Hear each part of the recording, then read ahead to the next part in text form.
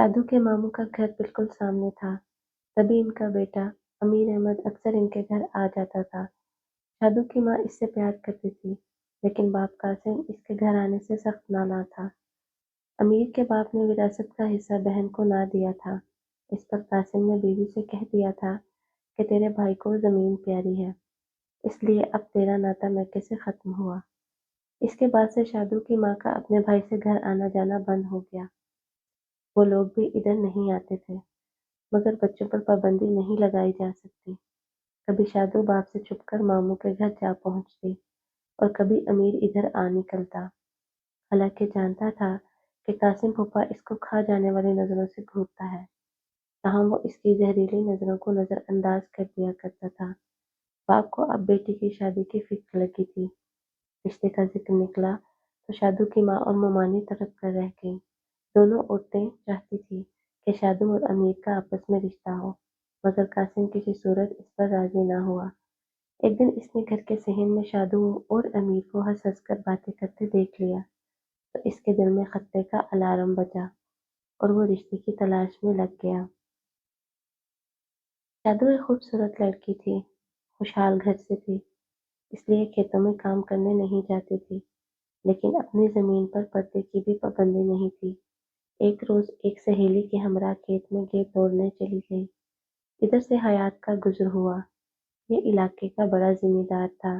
इसकी नजर जब शादू पर पड़ी तो वो इसे देखता रह गया। कबल अज़ें इसने अपने गांव में इतनी खूबसूरत लड़की नहीं देखी थी।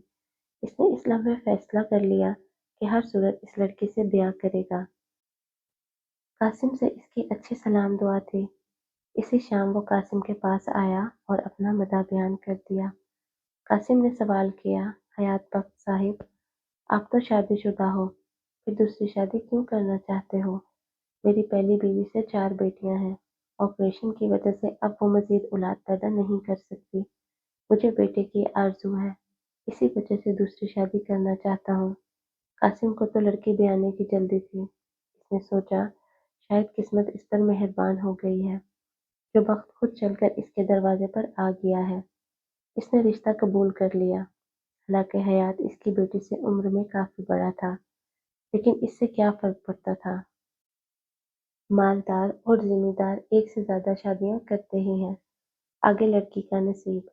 जब अमीर को इल्म हुआ कि शादू का रिश्ता हयात जिम्मेदार से तय कर दिया गया है, तो वो बहुत अफसुदा हुआ। इधर शादू भी चुप चुप कर रोती थी, मगर तकदीर का कलमदान इनके हाथ में न था। वो महज रोते ही रह गए, तकदीर का लिखा ना मिटा सके। यूं 2 दिल जबरदस्ती जुदा कर दिए गए और शादू ब्याह कर हयात के घर चली गई। शादू इस शादी से खुश न थी। कीमती मलबूस और भारी भरकम सोने के जेवरात भी इसके दिल को ना लुभा सके। बाप ने बेटी का सुख दौलत के अंबार में ढूंढा, ये न देखा कि हयात उम्र रसीदा है और बेटी को सोकन पर दे रहा हूँ। शादू जब शोहर की सूरत देखती तो इसके अरमान कच्ची मिट्टी के घरोंदों की तरह ढह जाते। वो इस कदर अफसरदा हुई कि बीमार पड़ गई। काफी अरसा बीमार रही, मगर अपनी बेजोड़ शादी से समझौता न कर सकी। इसका दिल अब और ज्यादा शिद्दत से अमीर अहमद की याद में तड़पता था। वो मामू को कोसती थी, जिसने इसकी माँ को जमीन का एक छोटा सा टुकड़ा ना देकर इसको हमेशा के लिए अमीर से जुदा कर दिया था।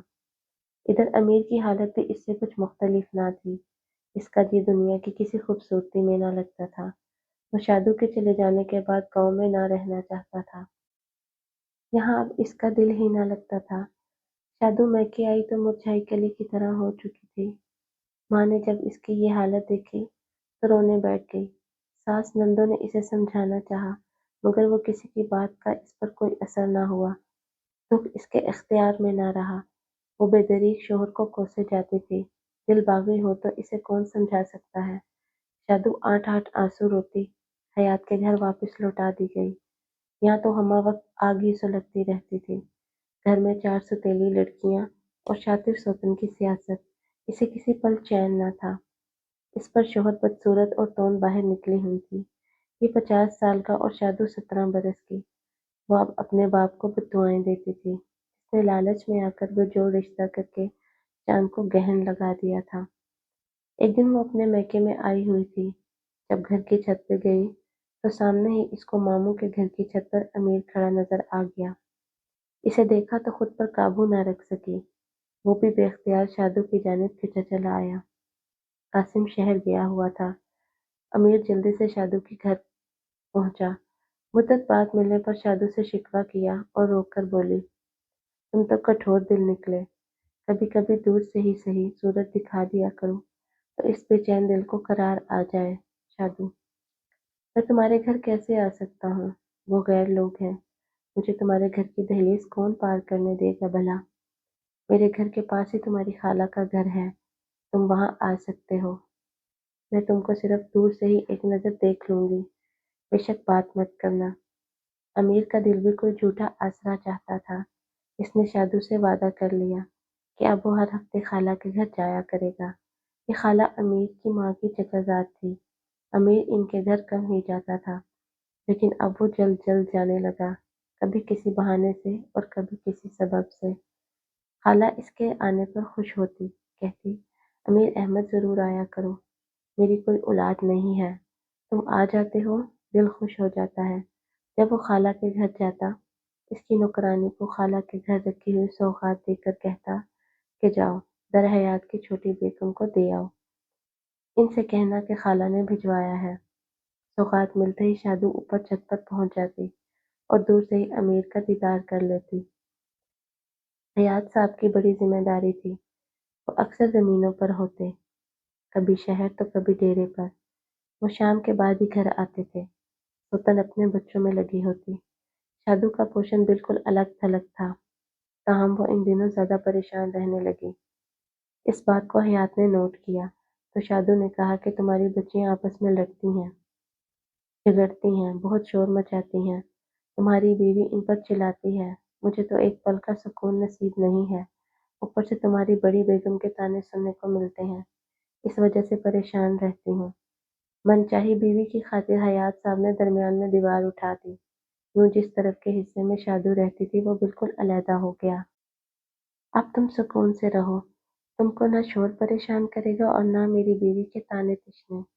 اب ذمہ دار صاحب کے دو گھر ہو گئے، وہ ایک دن بڑی بیگم کے گھر میں رہتے اور ایک دن شادو کے پاس۔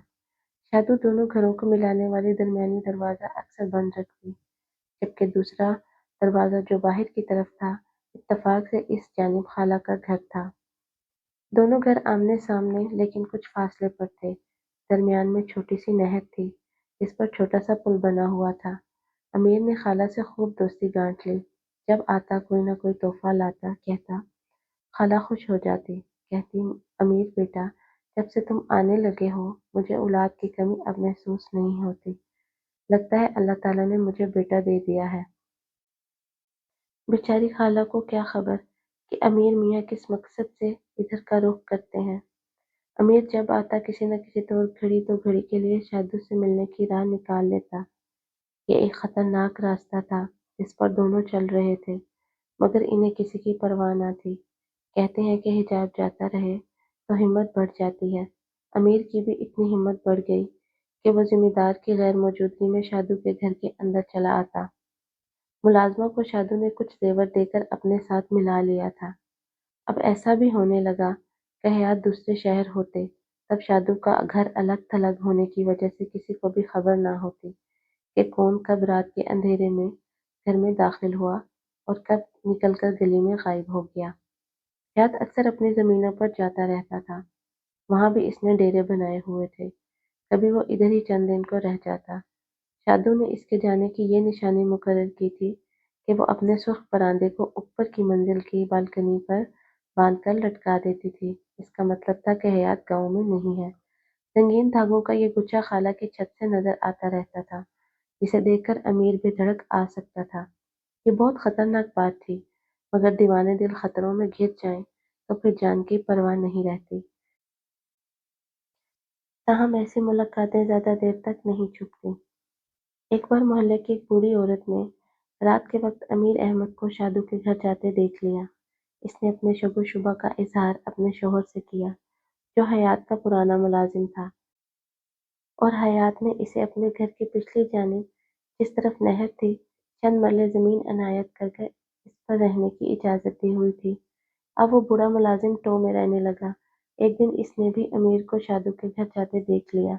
इसने अपनी वफादारी की पासदारी करते हुए मालिक को दबे लफ्जों में बता दिया कि इसने किसी को इनके घर के दरवाजे की तरफ जाते देखा है। मालिक के लिए इतना इशारा काफी था। अब हयात खुद टो में रहने लगा। इसे मालूम हो इस बात में सदाकत है या मुलाजिम की बूढ़ी बीत का कसूर है। हयात ने शादू से इस बारे में कोई बात पुरस की और ना कोई सवाल किया। इसे शुबा हुआ कोई नशेई या चोर उचक्का इधर को न आ निकलता होगा। ताहम इसका जी परेशान था। अगर कोई इसके घर आता भी है तो किसके जरिए से शादू इसे आने वाले को पैगाम भेजती होगी कि मैं घर में मौजूद नहीं हूँ। ये सबसे ज्यादा ना समझ में आने वाली बात थी। हयात काफी दिनों तक सोच विचार में रहा, मगर इस बात का जिक्र इसने किसी से ना किया, शादू से भी नहीं। एक रोज इसने ऊपर की मंजिल पर एक बात नोट की कि बरामदे की बालकनी में एक परांदा बंधा हुआ है। एक दिन बाहर से आते हुए इसकी नजर परांदे पर पड़ गई, लेकिन जब घर आया इस बात को मामूली समझकर भूल गया। बालों में तो सभी देहाती औरतें परांदे बांध लिया करती थी, लेकिन शादू कभी परांदा नहीं बांधती थी। वो हमेशा पोनी क्लिप या फिर रिबन से बालों को समेट कर बांध लेती थी। एक रोज जब किसी सोच में गलतन कमरे में दाखिल हुआ तो इसने देखा कि शादू परांदे को संभाल कर अलमारी में रख रही है। यहाँ से हयात के दिल में शक ने और ज्यादा जगह बना ली कि दाल में कुछ काला देखा है तो कहा है, वरना इस गरीब की ऐसी जुर्रत। एक रोज हयात ने शादू से कहा, दिलशाद बेगम, मैं एक हफ्ते के लिए लाहौर जा रहा हूँ। कुछ केसों में तवातर से पेशियां लगी हुई हैं, इस वजह से जल्द ना आ सकूंगा। तुम घबराना नहीं, चाहो तो जन्नत बीबी को अपने पास सुला लेना। शादू ने सिर्फ एक लफ्ज जवाब में कहा, जी अच्छा। जिम्मेदार चला गया।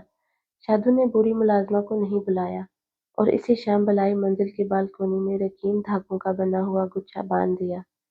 रात से कुछ पहले हयात घर आकर बड़ी बेगम के कमरे में लेट गया। आते हुए इसने देख लिया था कि शादू की बालकोनी में रंगीन धागों का गुच्छा लटक रहा है। यकदम इसके जहन में अलार्म बजा दिया कि कहीं ये सुर्ख परांदा तो किसी सिग्नल का काम नहीं देता।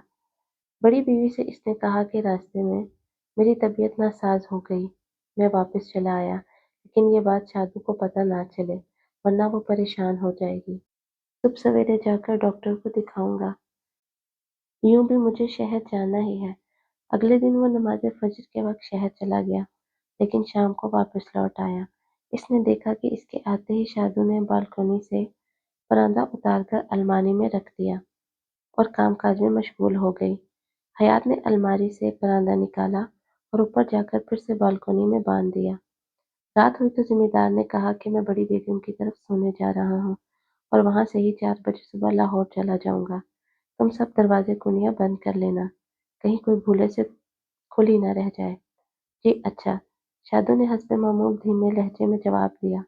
रात हो गई। शादू ने सहन की तरफ कुंडी लगाई, मगर गली के दरवाजे की कुंडी खोल रखी। रात जरा भीगी तो शादू को नींद आ गई। तब हयात अपने बिस्तर से उठकर घर के दूसरे कमरे में जा लेटा कि शायद आज इत्तेफाक से शिकार हाथ आ जाए, तो वो अंदाजे से छत पर घात लगाए बैठा हुआ था। मगर किस्मत ने इसका साथ दिया। शाम को ही अमीर खाला के यहाँ आ गया और कहने लगा, खाला आपसे वादा किया था कि शहर डॉक्टर के पास ले चलूंगा, तभी शाम को आ गया हूँ। खालू बड़े बेटे की तरफ होते हैं, आपको कौन हॉस्पिटल लेकर जाएगा।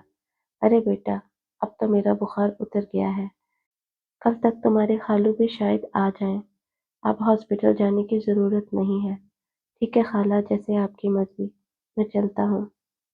रात पड़ जाएगी तुमको घर जाते जाते, तुम यहीं सो जाओ, सुबह चले जाना। ठीक है खाला जी, अमीर ने किसी फर्माबरदार बेटे की तरह कहा और दूसरे कमरे में सोने चला गया।